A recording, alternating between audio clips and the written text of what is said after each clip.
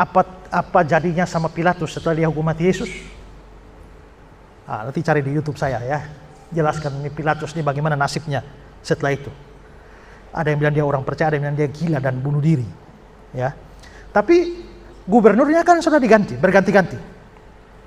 Kira-kira tahun 60-an yang menjadi gubernur setelah Pilatus sudah tidak ada lagi, ada seorang gubernur yang namanya Gessius Florus. Dia yang jadi gubernur. Sementara Herodes juga sudah mati. Herodes sudah mati, dibagi-bagilah kerajaannya menjadi 4 kuasa. Dua diantaranya adalah Filipus, ya, dan Antipas itu. Ya.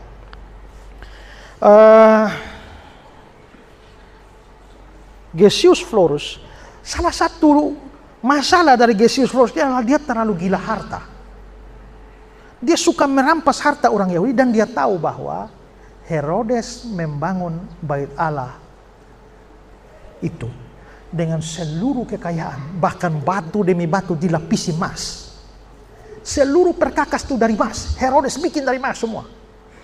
Maka ini Florus yang terlalu gila harta, satu kali dia menyerbu bait Allah Yahudi, bait Allah Herodes itu, dan dia ambil dari sana 578 kilogram emas dari bait Allah. Sekarang emas 1 kilo berapa? Hah? Bukan gram loh, ini kilogram. Ya, kilogram mahal sekali. Ya, tinggal dihitung saja. Kalau kurs sekarang kira-kira berapa? Maka orang Yahudi sangat benci sama ini Florus ini. Orang Yahudi pikir, ini manusia ini kan muka duit ini ya. Maka pada waktu mereka lihat tuh Florus lewat, orang Yahudi keluarkan kantong kolekte, kasih jalan. Kasih jalan supaya orang sumbang-sumbang koin. Maksudnya apa? Olok-olok dia, lu mau duit kita sumbang. Bawa. Maka marahlah, tersinggunglah Florus dan dia bunuh orang Yahudi begitu banyak. Ini Tuhan Yesus sudah di surga nih. Ya. Dia bunuh orang Yahudi begitu banyak. Nah, akibat dari ini maka orang Yahudi, terutama anak-anak muda, sudah tidak tahan lagi. Kita tidak bisa membiarkan orang model begini, mesti lawan. Nah, maka rapatlah mereka, anak-anak muda ini. Rapatlah mereka. Nah, ini si Florus ini, dia menetapkan pajak banyak sekali. Pajak jalan raya, pajak jabatan, pajak segala macam, pajak masuk kota, pajak keluar kota, segala sesuatu ada pajaknya. Itu bikin rakyat begitu menderita, ya. Rakyat begitu menderita, lalu akhirnya untuk bisa menarik pajak, maka Florus menetapkan warga lokal itu diangkat menjadi tukang pajak. Itu yang namanya pemungut cukai. Itu dimulai di sini, ya. Nah, karena ada pemungut cukai banyak-banyak, pemungut cukai ini sebenarnya orang Yahudi juga. Tapi kerja buat Florus, kerja buat Roma. Maka ini membuat kebanyakan orang Yahudi benci sekali dengan pemungut cukai. Ya.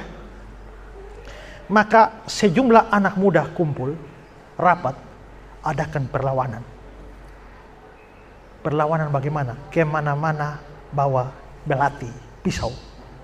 Ketemu orang Roma, bunuh. Ketemu orang yang dukung Roma, bunuh. Ketemu pemungut cukai, bunuh. Maka kemana-mana mereka bawa pisau belati. Karena mereka bawa pisau belati, ya, maka pisau belati selot. Maka akhirnya mereka menjadi partai selot. Ingat, salah satu murid Yesus adalah Simon orang Selot. Nah, Selot ini sebenarnya sudah ada bibit-bibitnya lebih awal, tapi dia menjadi suatu partai yang kuat itu masa kemudian terdiri anak muda, lawan. Maka orang-orang Selot ini bikin rapat, kita mesti lawan ini Florus. Maka mereka serbu Florus dan akhirnya mereka berhasil usir Florus dan menguasai sejumlah wilayah Yahudi. Tanah ini termasuk Yerusalem. Nah, dalam sistem pemerintahan Roma,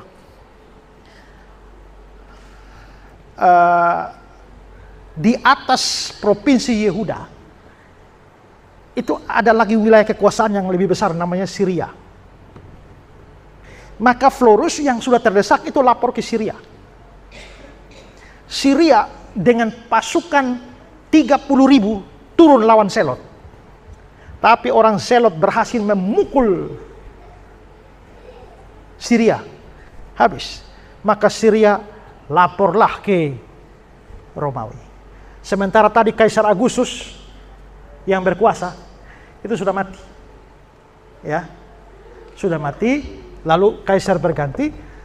Sekarang pada tahun itu ini terjadi waktu Florus jadi gubernur, kira-kira tahun 60-an, yang berkuasa di Roma itu adalah Kaisar Nero.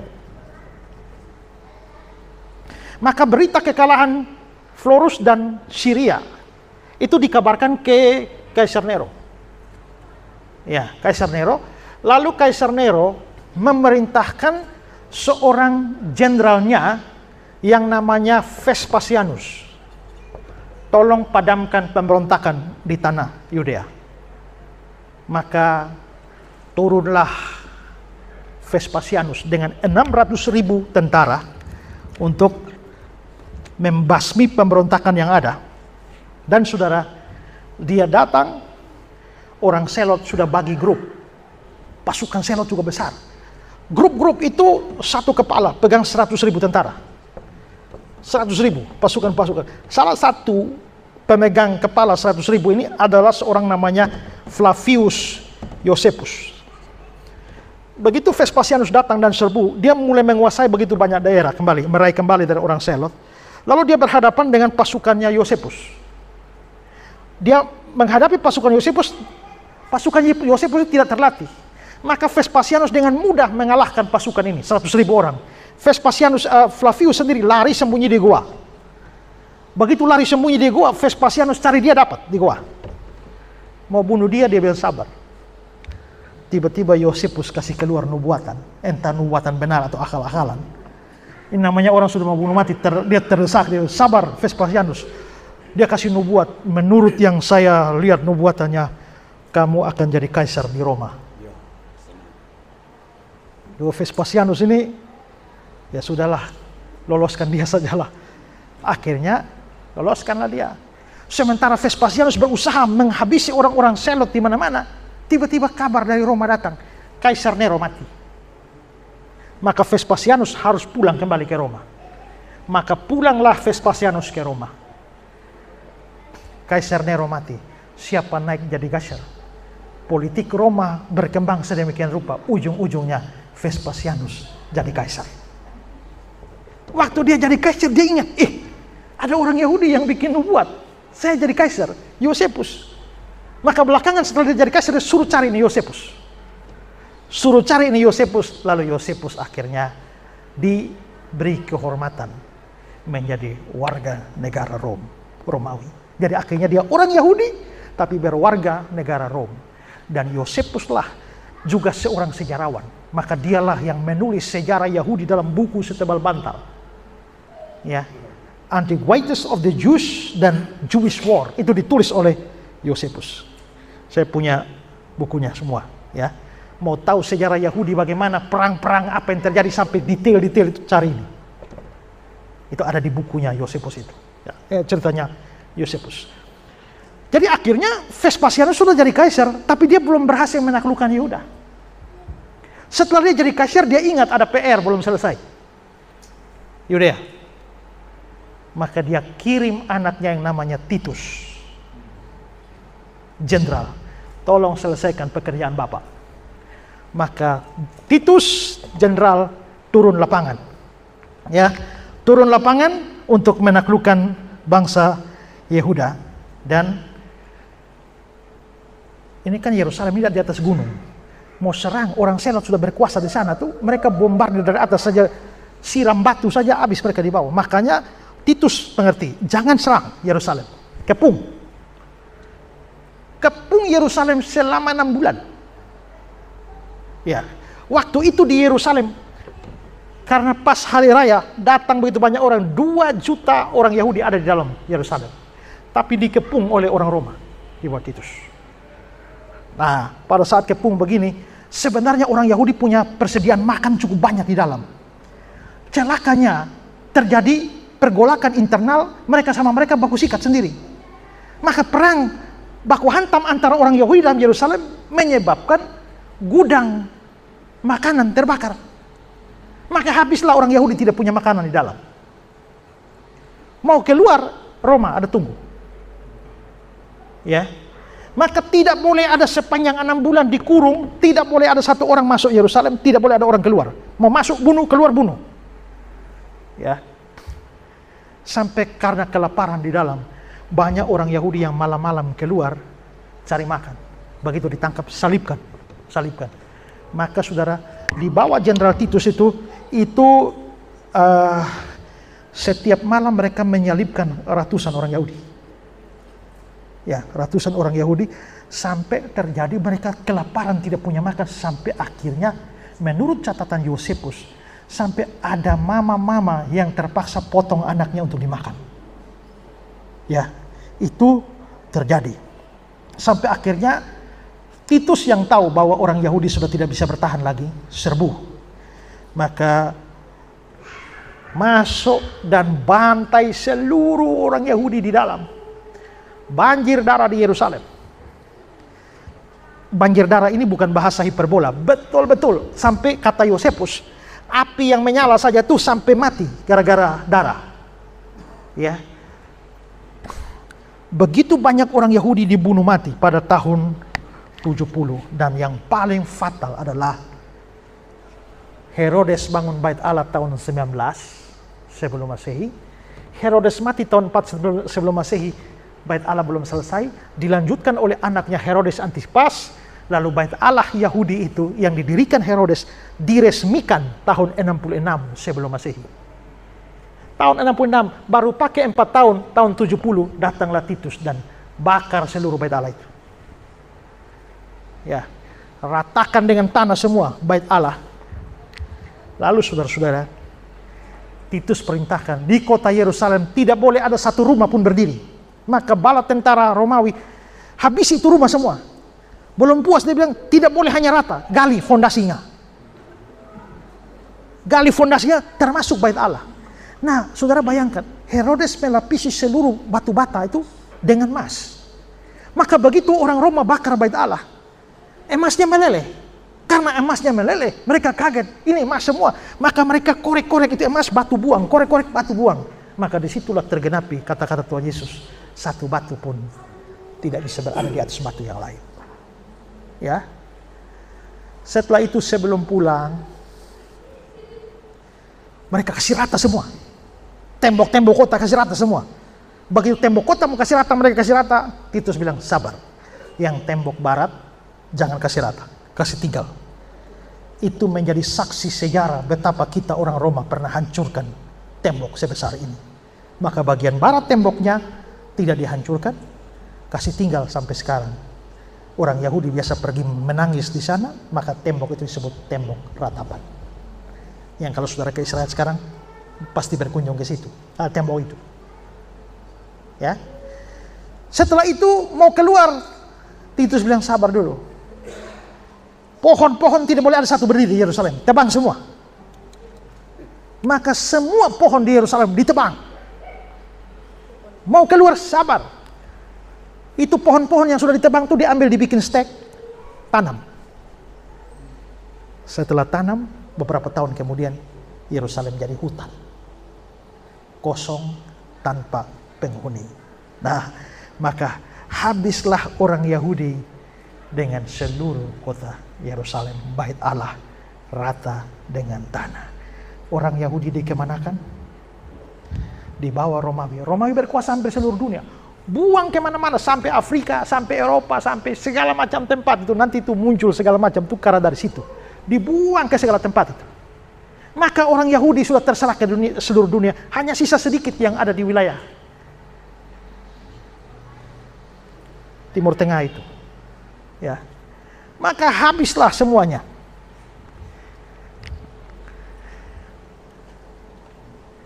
Jadi kira-kira selama 47 tahun Yerusalem kosong, tinggal hutan. Sementara itu kepemimpinan Romawi berubah terus. Ya, berubah terus. Lalu naiklah seorang kaisar yang namanya Kaisar Hadrian. Ya. Kaisar Hadrian, dia mulai berkuasa, terus dia mendengar cerita tentang orang Yahudi yang ada bait Allahnya dan kotanya Yerusalem, tapi sekarang sudah jadi hutan. Lalu Hadrian ini mengunjungi hutan itu dan mendapatkan cerita banyak tentang Yerusalem, sehingga akhirnya Hadrian bertekad bangun kembali kota Yerusalem. Maka di bawah Hadrian bangun kembali kotanya. Setelah dibangun kembali kotanya, jangan kasih nama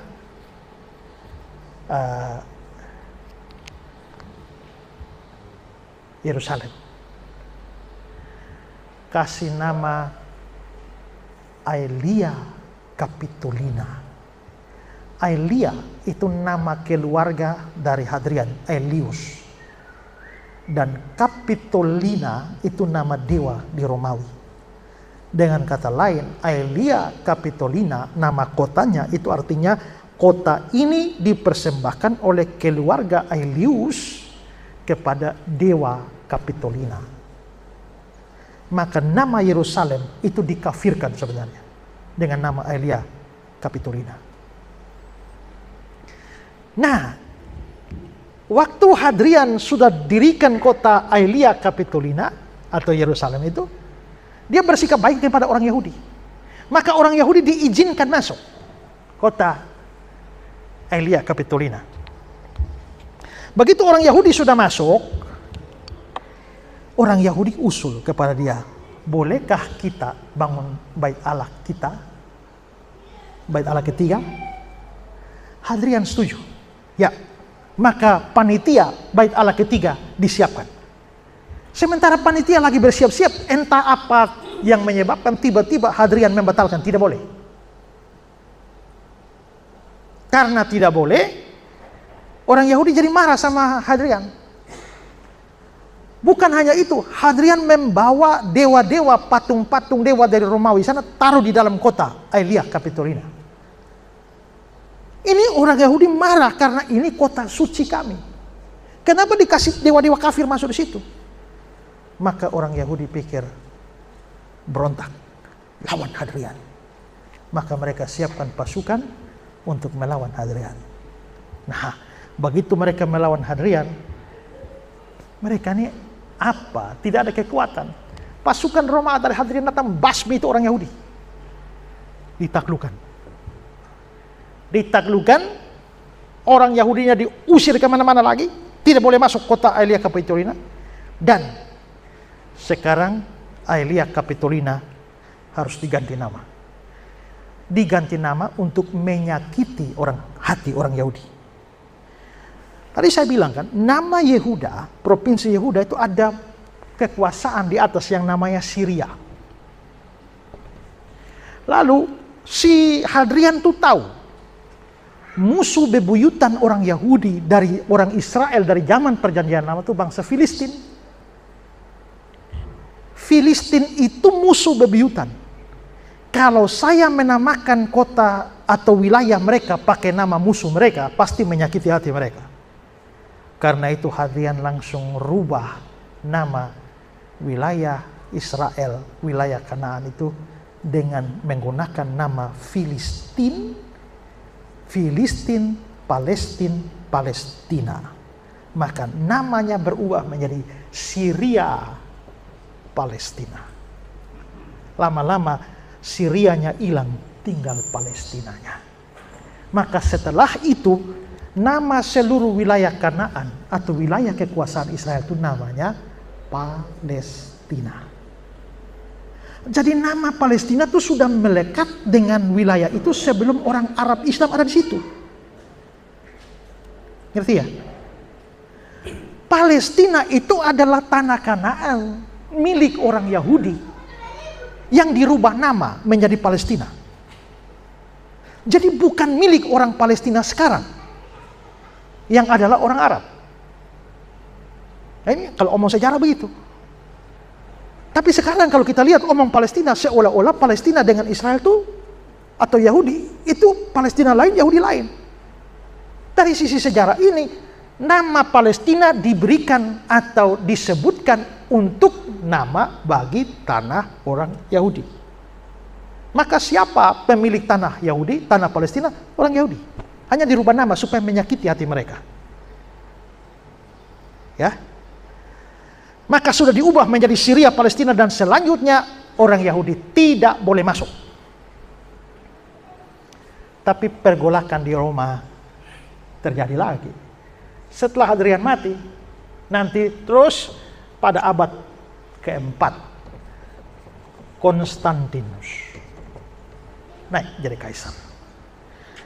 Konstantinus naik jadi kaisar, dia juga orang kafir Romawi ini. Satu kali mau perang, lawan perangnya yang susah, rasanya dia akan kalah. Tapi malamnya, sebelum besok pagi mau perang, Konstantin tidur mimpi. Di langit ada tanda salib. Besok pagi, dia suruh seluruh pasukannya pakai itu tanda yang dia lihat di langit, salib. Maju perang, menang. Begitu menang, akhirnya ini tandanya orang Kristen ini, salib ini. Maka akhirnya Konstantin jadi Kristen. Ini untuk pertama kalinya selama 4 abad pertama ada kaisar Romawi jadi Kristen. Sebelum itu orang Kristen dianiaya terus. Si Konstantin ini punya mama, namanya Helena, Ratu Helena. Karena sekarang Konstantin dan Helena sudah jadi Kristen, maka mereka teringatlah mereka akan tanah Palestina. Pergilah berkunjung ini Ratu Helena ini, dan dia lihat di sana, aduh kasihan ini kota sudah dihancur. Maka di bawah sumbangan keuangan yang berlimpah dari Konstantin, Ratu Helena langsung membangun kota itu dengan gereja yang banyak. Dia cari-cari di mana tradisi tempatnya Yesus dilahirkan, di sini bangun gereja Nativity Church. Di mana Yesus mati, Holy Sepulchre Church, bangun semua gereja di sana. Ya, maka pada waktu itu orang Kristen menjadi Yerusalem menjadi kota Kristen. Tanah Palestina dikuasai oleh orang Kristen. Maka orang Kristen berkuasa di sana. Ya. Orang Yahudi tidak diizinkan masuk. Nah, sementara itu saudara, tahun 570, ini kan abad 4, tahun 570 di tanah Arab, lahirlah seorang yang namanya Muhammad. Nabinya orang Islam. Salah satu ajaran Muhammad adalah jihad. Ya, maka singkat cerita, setelah Muhammad mati, kira-kira tahun 622, maka di bawah, nah sebelum itu saya kasih sedikit penjelasan di Roma. Roma ini kan terlalu besar. Roma terlalu besar sampai sudah sulit dikontrol. Sehingga pada masa itu, supaya bisa mengontrol Roma dengan baik, maka Roma terpaksa dibagi dua. Romawi Barat, Romawi Timur. Romawi Barat ibu kotanya di Roma, Italia.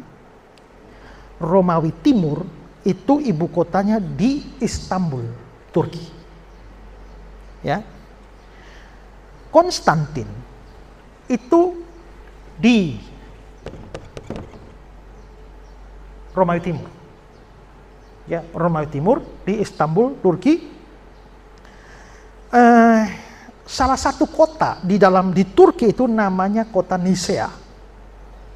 Dan pernah diadakan semacam sidang besar di sana yang dipelopori oleh Kaisar Konstantin. Akhirnya tempat itu atau juga itu menjadi Nisea Konstantinopel. Maka sekarang kita mempunyai pengakuan Nisea Konstantinopel. Itu dilakukan di kota Nisea di Turki dengan dipelopori oleh Kaisar Konstantin ini. di Turki. Sementara itu Muhammad mati, kekuatan Islam mulai naik. Kekuatan Islam mesti naik, Romawi Timur mulai menurun kekuatannya. Maka muncullah usaha dari pihak Islam untuk menjatuhkan kekuatan kafir Kristen yang bercokol di Romawi Timur. Ya, karena setelah itu kan Romawi sudah jadi kerajaan Kristen. Nah, maka singkat cerita, ya, mereka lalu akhirnya menyerang. Pihak Islam menyerang di bawah pimpinan seorang khalifah yang namanya Khalifah Umar. Mereka menyerang Bizantium, Romawi Timur, dan berhasil mengalahkannya. Setelah mengalahkannya, mereka mulai membidik kota Syria, Palestina, yaitu kota Yerusalem. Maka di bawah Khalifah Umar, mereka mulai menyerang Yerusalem, yang waktu itu dikuasai Kristen, dan akhirnya Yerusalem takluk di bawah Khalifah Umar dari Islam. Ya. Setelah itu berkuasalah Islam atas Yerusalem dan seluruh tanah Palestina, tanah orang Yahudi itu. Waktu Khalifah Umar, waktu Muhammad hidup, Muhammad pernah cerita bahwa dia pernah naik ke surga untuk terima wahyu yang terakhir, dan naiknya dari Yerusalem. Naik burung yang namanya burak. Makanya ada pesawat burak dulu tuh ya. Itu burungnya Muhammad itu, yang bawa Muhammad naik ke surga. Dan menurut cerita Muhammad, Muhammad naik persis dari Gunung Muria. Maka waktu Khalifah Umar pergi dan dia sudah menaklukkan Yerusalem, dia kepengen cari tahu di mana sih itu tempatnya Muhammad naik itu. Dia cari berdasarkan informasi, ternyata tempat itu sudah jadi bak sampah. Yaitu Bait Allah Yahudi yang hancur itu sudah dijadikan bak sampah. Tempat sampah. Oleh siapa? Oleh orang Kristen. Karena orang Kristen benci orang Yahudi karena Tuhannya kita dibunuh oleh orang Yahudi. Sebagai pembalasannya, Bait Allahnya Yahudi dijadikan tempat sampah oleh orang Kristen. Maka begitu Khalifah Umar pergi ke sana, dia sedih sekali. Dia sedih karena tempat nabinya Muhammad naik ke surga jadi tempat sampah. Maka akhirnya atas perintah Khalifah Umar, bersihkan tempat sampah itu, bangun 2 masjid di situ.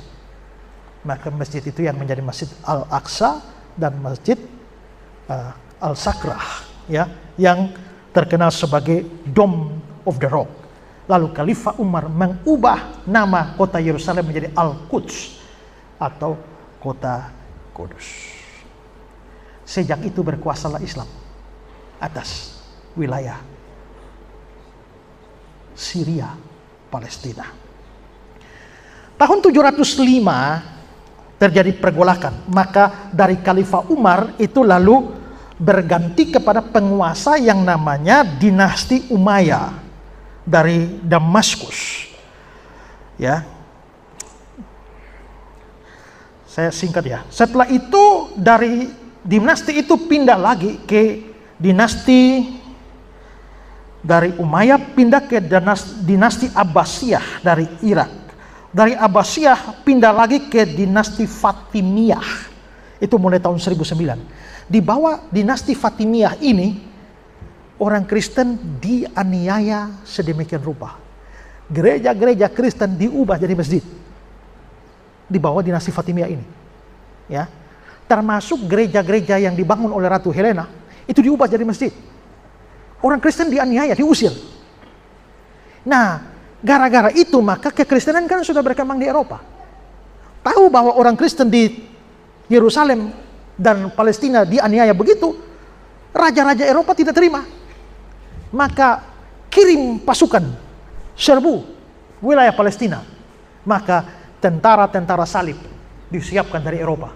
Semua serbu ke Palestina. Dan berhasil mengusir tentara Islam dari sana. Maka pada saat itu seluruh Palestina, khususnya Yerusalem, dikuasai oleh laskar salib Kristen. Dipimpin oleh Baldwin I, dan disitulah laskar salib. Rubah semua kembali masjid itu jadi gereja. Termasuk itu Dome of the Rock yang dibangun oleh Khalifah Umar itu jadi gereja. Ya, maka tentara salib berkuasa. Nah, pada waktu tentara salib berkuasa, Islam diusir dari sana. Yahudi juga usir keluar dari sana. Sekarang Kristen berkuasa di sana.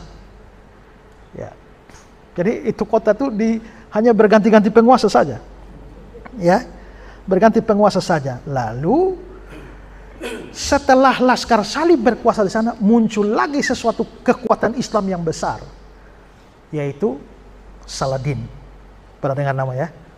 Nah, Saladin atau yang nama lengkapnya adalah Salah al-Din, itu kira-kira 1187.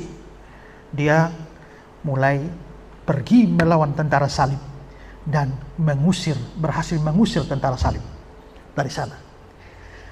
Ini kan kota Yerusalem di sini. Orang Kristen berkuasa di sini. Orang Islam keluar, orang Yahudi keluar. Pada waktu Saladin mau menaklukkan ini, karena orang Islam yang di luar tahu bahwa mereka diusir oleh orang Kristen, maka orang Yahudi mendukung Islam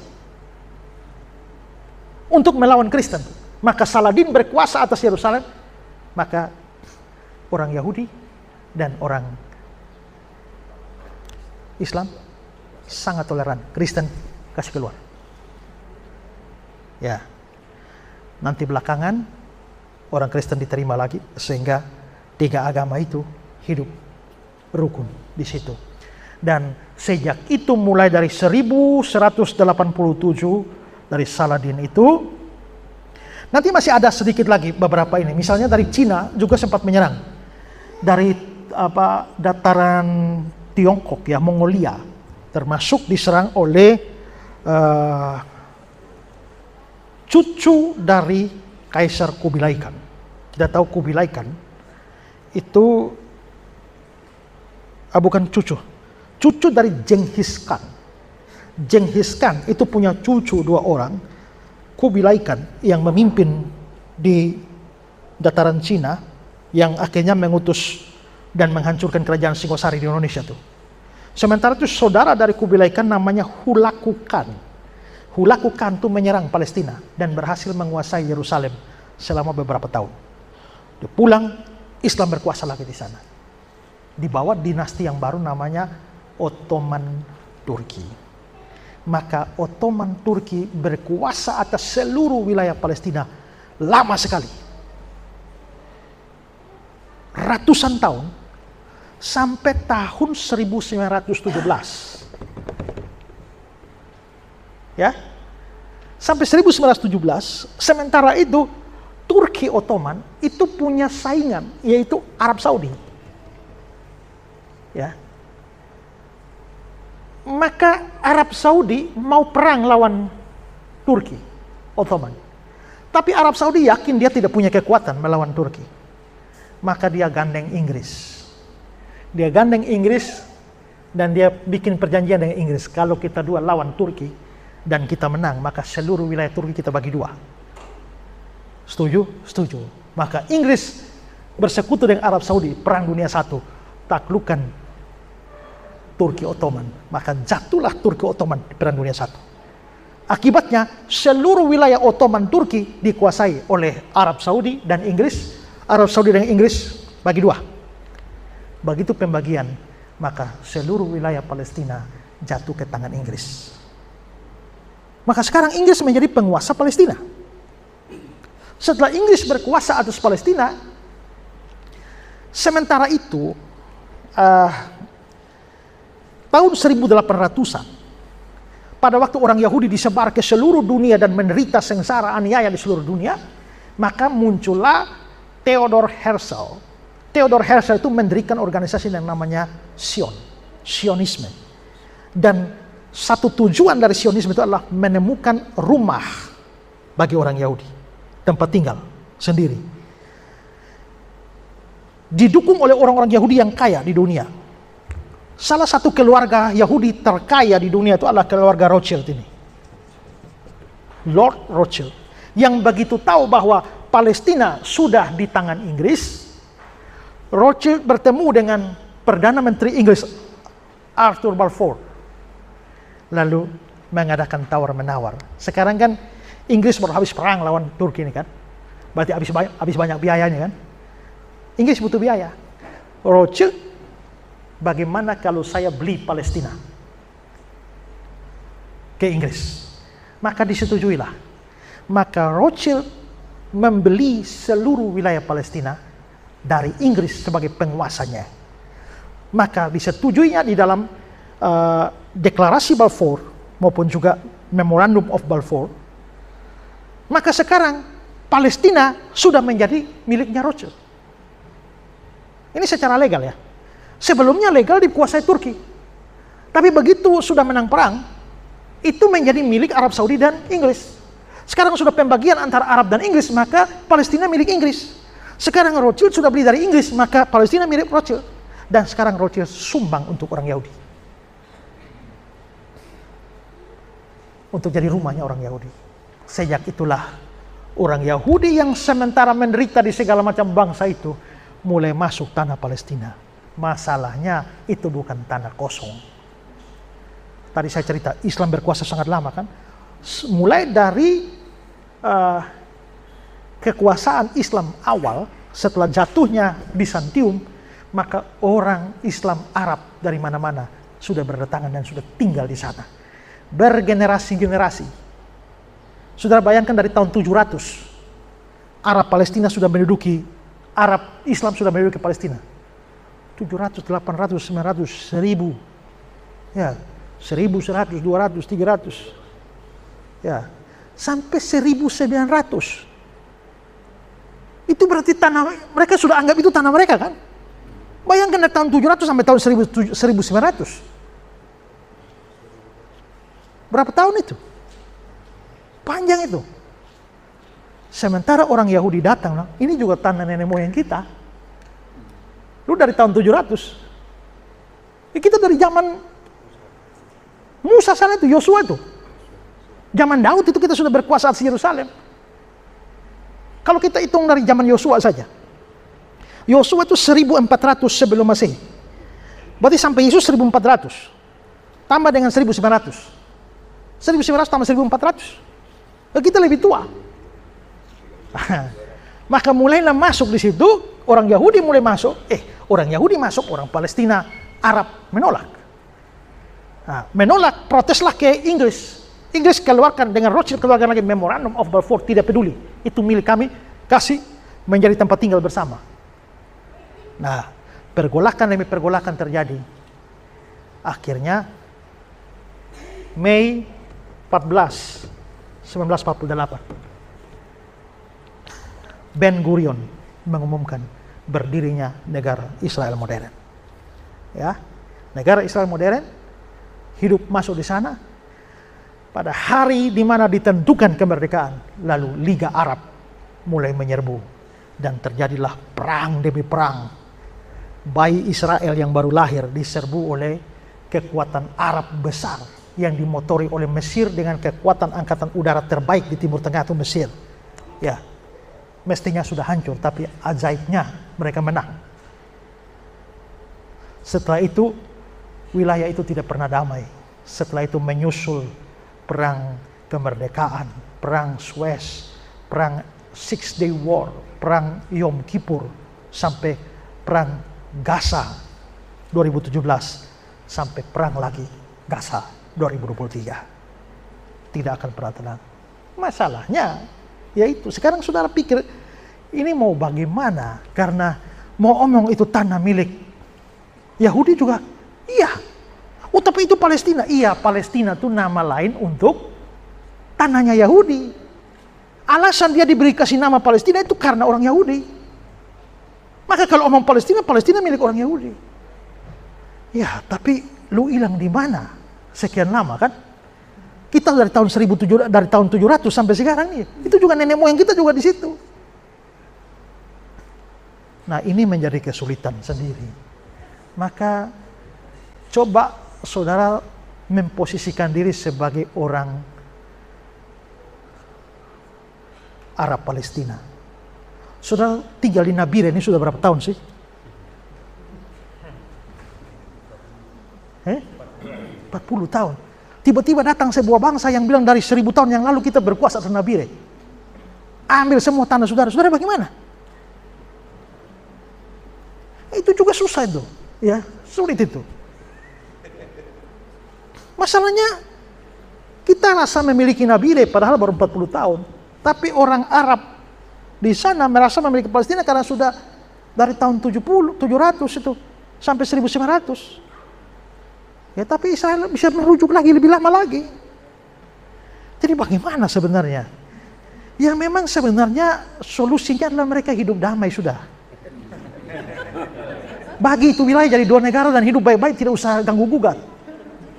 Dan itulah yang disetujui oleh Fatah di bawah kepemimpinan Yasser Arafat dulu, yang menyetujui solusi dua negara damai. Masalahnya partai garis keras yang dari Gaza ini, Hamas itu, mereka tidak mau menerima, tidak bisa. Ini tanah wakafnya umat Islam, jadi harus Israel harus keluar. Maka mereka tidak mungkin menerima solusi damai dua negara. Mereka mau musnahkan Israel. Ya bagaimana bisa? Makanya sampai kapanpun Hamas tetap berjuang mengusir Israel. Ya makanya perang terjadi terus. Nah, bagaimana sikap orang Kristen sebenarnya? Ini susah memang kan ya, karena Palestina itu juga, orang Kristen di Palestina lebih banyak dengan orang Islam di Israel. Jadi ada Israel yang Islam, ada Kristen yang Palestina, tapi Kristen di Palestina lebih banyak dari Islam di Israel. Ya, itu susah. Jadi sebenarnya kalau kita bilang mau pro Israel juga, terus saudara-saudara seiman kita yang di Palestina itu bagaimana? Mereka itu saudara seiman kita loh. Yang gereja mereka juga kena hajar juga. Bethlehem itu ada di Palestina. Setiap tahun dirayakan Natal di Palestina. Dan waktu Yasser Arafat masih berkuasa di sana, dia selalu hadir dalam tiap perayaan 25 Desember dan kasih kata sambutan nasional. Tiap tahun ada perayaan Natal. Ini semua grup dari Indonesia itu akan mengadakan Natal tanggal 25 Desember besok.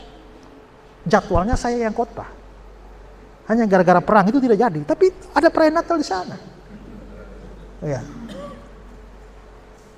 Jadi kalau kita mau pro habisi Palestina, saudara seiman kita juga di sana. Tapi kita mau pro Palestina habisi Israel. Ya masalahnya secara historis kita terkait juga dengan Israel. Tuhan kita sama itu. Walaupun mereka tidak percaya Yesus. Nah ini kesulitan. Maka sebenarnya menurut saya, memang kita harus buang dari frame pikiran kita bahwa orang Kristen otomatis bela Israel dan orang Islam otomatis bela Palestina. Menurut saya tidak bisa. Ini memang betul-betul tidak ada unsur agama di sini. Karena waktu perang melawan Palestina pun dari IDF sendiri, walaupun sedikit, tapi ada tentara-tentara Islam dari Israel yang juga serang Palestina. Ya, ada tentara Palestina juga yang Kristen. Jadi itu betul-betul bukan masalah agama. Jadi menurut saya memang paling bagus adalah solusi damai dua negara. Kecuali itu saya yakin mereka tidak akan berdamai sampai Tuhan Yesus datang kembali. Bagaimana sikap orang Kristen? Ya kita ambil sikap yang paling sederhana saja, karena kita mungkin di Nabiren ini tidak punya kekuatan politik apa untuk mempengaruhi sana kan, kecuali Amerika, ya, kecuali Amerika atau negara ya. Tapi kalau kita saja, kita orang Kristen, ya paling-paling yang bisa kita lakukan adalah berdoa supaya terjadi perdamaian. Perdamaian sudah diupayakan berulang-ulang. Juga jangan terlalu terprovokasi dengan ini berita, karena berita saya bikin satu daftar panjang berita yang terjadi di Indonesia begini, berita asli begini. Itu saya dapat ambil dari sumber koran-koran di sana. Terus ada, saya punya file tentang itu, yang bahas itu untuk menunjukkan bahwa berita yang sampai di sini ini banyak yang ditutupi. Sehingga begitu terjadi, wah, ya ambil contoh lah. Mereka angkat batu lempar tentara di jalan, habis itu lari ke masjid. Tentara lari kejar mereka ke masjid, disuting, ini orang Israel serbu masjid. Nah, dunia jadi ribut. Ya begitu, ya. Jadi kalau bagi saya sikap kita orang Kristen adalah berdoa saja untuk perdamaian dan solusi dua negara damai. Ya. Itu pun ada halangan. Ya karena ada Hamas itu yang tidak mau ada solusi. Padahal Fatah itu sudah ada di West Bank sana. Sedangkan karena Fatah dengan Hamas ini kan dua partai, dulu Fatah berkuasa, tapi setelah itu ada banyak korupsi di dalam lingkup Fatah, membuat waktu pemilu Fatah kalah, lalu keluar partai Hamas yang menang. Maka mereka berkuasa mengusir Fatah dari Gaza, maka seluruh Fatah ada di West Bank, lalu Gaza dikuasai oleh Hamas. Nah, berdoa supaya ya entah Tuhan bikin mujizat Hamas hati lembut bagaimanakah? Karena sudah tidak mungkin mengeluarkan Israel dari tanah itu. Dan ada banyak ayat firman Tuhan mengatakan itu. Masa depan dunia menurut Alkitab bagaimana? Itu butuh satu seminar khusus lagi. Tapi intinya adalah begini, tidak. Kalau kita lihat seluruh bahkan seluruh Yerusalem dikuasai oleh segala macam, semua ada ayatnya. Nanti saya kasih materi tertulis saja supaya saudara baca. Tapi itu menunjukkan bahwa semua yang terjadi di tanah Palestina itu semua dalam planning Tuhan. Tidak ada satu peristiwa kebetulan. Berarti sejarah dunia itu sedang diatur oleh Tuhan.